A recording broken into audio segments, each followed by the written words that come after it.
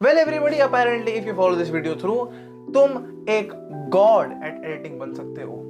Apparently is the word I use. Now let's start this. Point number 1 is going to be cutting your beat before the cut. क्यों बता रहा हूँ, कहता हूँ. देखो, जो बीट ड्रॉप है तुम्हें उस पे अपनी वीडियो को कट करना है, ठीक है. अब तुम अगर उसको 1 या 2 फ्रेम पहले कट कर दो, 1-2 फ्रेम पहले, ज्यादा डिफरेंस नहीं आना, 1-2 फ्रेम पहले, तो होता क्या कि हमारी जो आंखें हैं उसमें लाइट ऑफ स्पीड जो है ज्यादा होती है साउंड की स्पीड से. तो हमारे जो कान है उन पे साउंड जो है बाद में आती है, और जो आंखें हैं वो पहले ही लाइट को देख चुकी होती हैं. जो कान है उनके पास ऑडियो बाद में आ रही होगी. इसका मतलब अगर हम 1-2 फ्रेम जो है पहले कट करते हैं बीट की, तो परफेक्टली सिंक्रोनाइज सुनाई ऐसे देगा.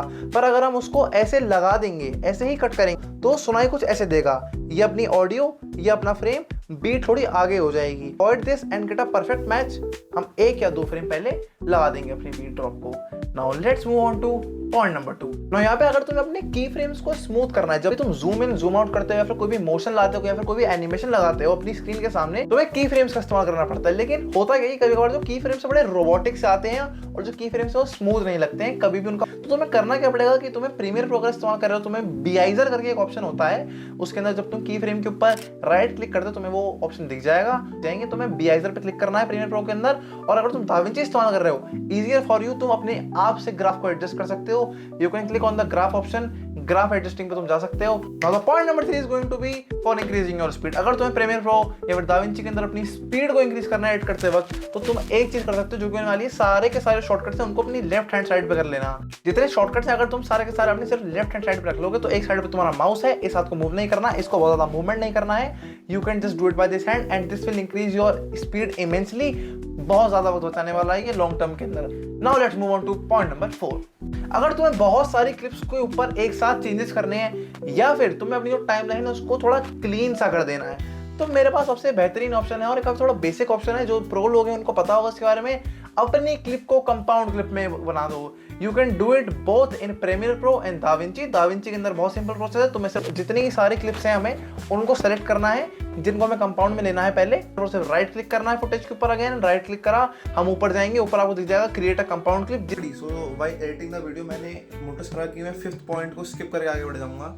होने वाला भी है 5th पॉइंट के अंदर ये है कि आपको कोई भी अगर इफेक्ट को रेंडर करना है अपने, मान लो मैं ये क्लिप है मेरी, इस क्लिप के अंदर मैंने बहुत सारे इफेक्ट्स लगा रखे हैं और अब जो क्लिप है मेरे को दुख दे रही है, ये बड़ा लैग करके चल रही है, अच्छे चल नहीं पा रही है clip. I would write click on my mouse. यहाँ मेरे पास बहुत सारे ऑप्शन आ जाएंगे, उसमें से मेरे को जाना है यहाँ पे रेंडर इन प्लेस वाले ऑप्शन पे. जैसे मैं रेंडर इन प्लेस दबाऊंगा, होगा क्या कि जो मेरी क्लिप है वो रेंडर हो जाएगी उसी वक्त पे उसी जगह पे. फिर तुम जितनी वीडियो अपनी ऐड करना चाहते हो उसको ऐड कर लो. Now let's move on to point number 6. जब भी तुम्हें एक सीन के अंदर टेंशन क्रिएट करनी होती है, यू कांट फाइंड अ वे, मेरे को टेंशन क्रिएट करनी है इसके अंदर, ओके. जब भी तुम्हें टेंशन क्रिएट करनी हो, तुम सब्जेक्ट उसके पास कैमरा को लेकर आओगे, प्लीज जूम इन करना होगा, और अगर टेंशन को रिलीज करना है तो मैं जूम आउट करना होगा. Now you can apply the key frame method in this and make it smoother. Let's move on to point number 7.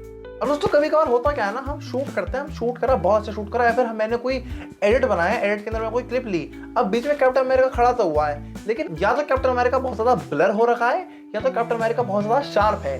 तो इस केस में हमें क्या करना है, हमें सब्जेक्ट की ओर एक मास्क क्रिएट करना है और उस मास्क के अंदर हमें जो है चेंजेस कर देने हैं. अब दाविंची अगर तुम्हारे पास है तो तुम्हें सिंपली कलर टैब के अंदर जाना है. कलर टैब में जाके तुम्हारे पास पेन टूल का एक ऑप्शन होता है, ऊपर के साइड में टैब में तुम जाके देखोगे, वहां पे तुम्हें पेन सेलेक्ट करना है. सारे एरिया जो तुम्हें चाहिए वो नोड के अंदर एक अलग सेपरेट नोड के अंदर मास्क हो जाएगा. एक ऑप्शन होता है शार्प करने का या फिर ब्लर करने का.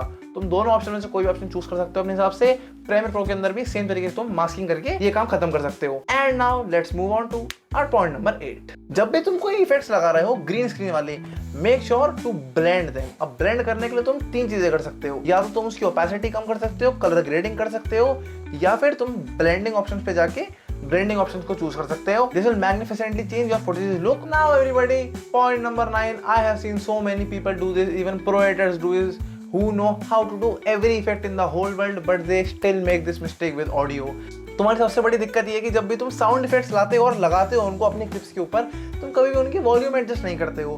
Please make sure you adjust there volumes. And for a pro tip, तुम एडजस्ट तो कर देते हो वॉल्यूम कि मेरे सब्जेक्ट की आवाज जो है इतनी तेज है, तो साइड में जो इफेक्ट है उसकी आवाज ऑब्वियसली कम होगी. अलग अलग तरीके के प्लगइन्स आते हैं या फिर खुद से ही रिवर्ब लगा सकते हो साउंड इफेक्ट्स के ऊपर रिवर्ब लगाने से क्या होगा कि वो और ज्यादा रियलिस्टिक बन जाएंगे। Now let's move on to the 10th point of the video. जब भी तुम अपने कैमरा से फुटेज शूट कर रहे हो, इफ यू शूट योरसेल्फ, तो सबसे बड़ी चीज तुम्हें क्या करनी है कि अगर तुम्हारे पास 8 बिट का कैमरा है जिसके अंदर बहुत ज्यादा कलर ग्रेडिंग तुम नहीं कर सकते, तुम्हारे पास बहुत ज्यादा फ्रीडम नहीं होती है, so you just have to follow one tip कि तुम जो है लाइट्स को थोड़ा एक्सट्रीम, थोड़ा सा ज्यादा ड्रामेटिक रखो। जैसे मेरे सामने एक ये लाइट है, मेरे पीछे एक ये लाइट है, it creates a little dramatic look. जिससे कि होता क्या है कि एक लाइट थोड़ी सी पास होती है, पीछे थोड़ी सी कलर लाइट होती है। होता क्या है, कलर एडिटिंग के लिए हमें थोड़ा सा स्पेस मिल जाता है। So make sure you do this and make your footage look better.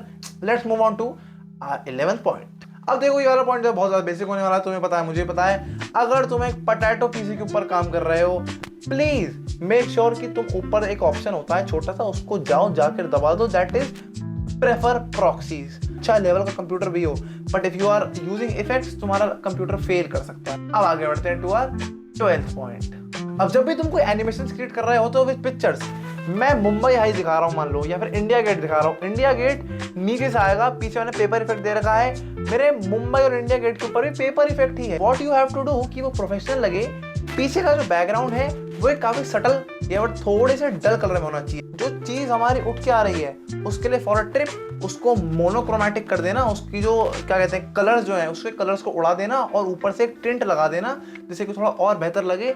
Now let's move on to the 12th point. I have seen so many editor make this mistake.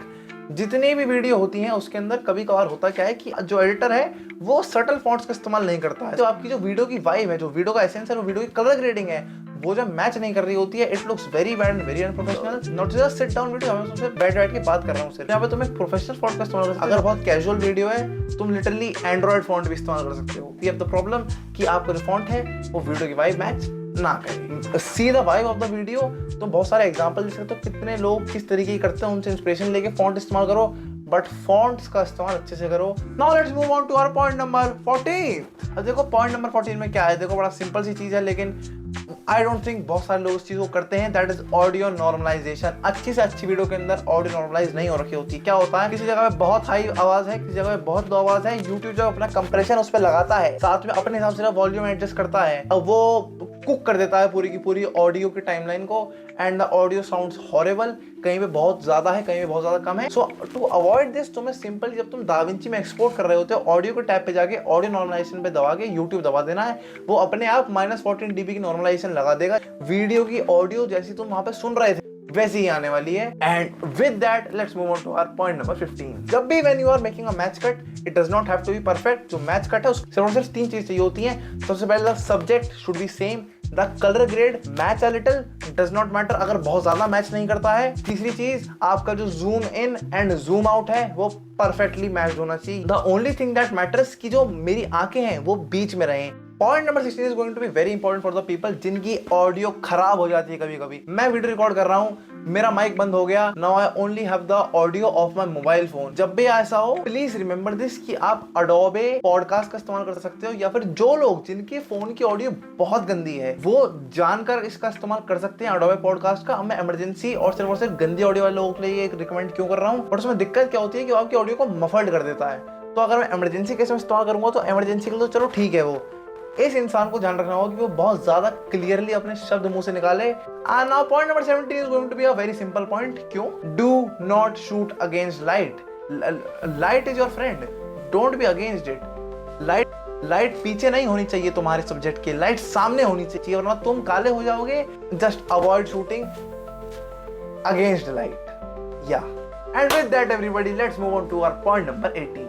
अगर तुम कभी भी किसी भी क्लिप के अंदर कोई ट्रांजिशन कर रहे हो, मान लो एक साइड से एक गाड़ी आ रही है, दूसरी साइड से भी एक गाड़ी आ रही है, तो you have to make sure कि जो चीजें वो सेम मोशन और सेम डायरेक्शन ऑफ मोशन में। अगर एक गाड़ी हवा में उड़ती हुई जा रही है, समथिंग लाइक दिस, दोनों की दोनों गाड़ी हैं, हुआ क्या, ये गाड़ी गई श्यू और ये कट पकड़ा और आगे चली गई। मैं तुम्हें एक बहुत इंपॉर्टेंट चीज वापस से बताना भूल गया कि अगर तुम्हें जो ट्रांजिशन है उसके अंदर सेम डायरेक्शन नहीं रखनी तब भी चलेगा, तब एक बहुत प्यारा सा कॉन्ट्रास्ट क्रिएट कर सकते हो तुम कुछ इस। ये मेरी गाड़ी है, ये गाड़ी इस साइड से जूम करे गई, ऐसे एक सेकंड है, जूम शू, मेरा थोड़ा सा कैमरा इस साइड पे टिल्ट भी होगा, ठीक है।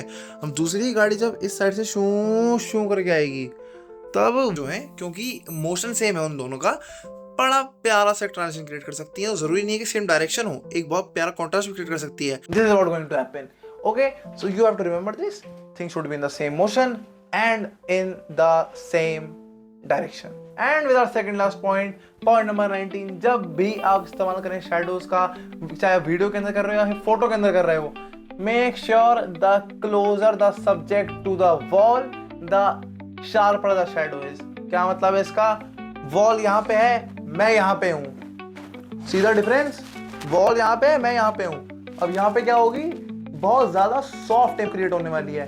पर अगर मैं और वॉल जो है इतनी पास है तो यहाँ पे क्या है? बहुत ज्यादा शार्प इमेज होगी। So closer you are to the wall, sharper the shadow is. कभी भी बहुत सॉफ्ट शैडो मत लगा देना कि वो तो अच्छी लग रही है, वो अच्छी नहीं लग रही, वो गंदी ही लग रही है, वो तुम्हें अच्छी लग रही है। Last and foremost and the most famous point, everybody knows this, I think everybody knows this, but this is using of the J cut. अब जब भी आप जे कट का इस्तेमाल करते हो ना, जे कट बड़ा स्पेशल कट होता है। क्यों? क्योंकि उसमें आपकी जो अगली क्लिप की ऑडियो है वो पिछली क्लिप के 2-3 सेकंड पहले ही आ जाती है। तो ये अपनी अगली क्लिप की ऑडियो मैंने इसका 3 सेकंड का पोर्शन लिया, उसको अगले क्लिप की ऑडियो में जोड़ दिया जहाँ पे ऑडियो नहीं थी, मैं कुछ बोल नहीं रहा। तो पीछे से जो ऑडियो है ना वो बड़ा कॉमिकल इफेक्ट क्रिएट कर सकती है, बहुत अच्छा इफेक्ट क्रिएट कर सकती है if you use it correctly. जहाँ पे भी तुम्हें समझ नहीं आ रहा कि यहाँ पे कोई ट्रांजिशन लगाऊं, क्या करूं, ये तो जंप कट हो रहा है एकदम से, make sure you try J cut once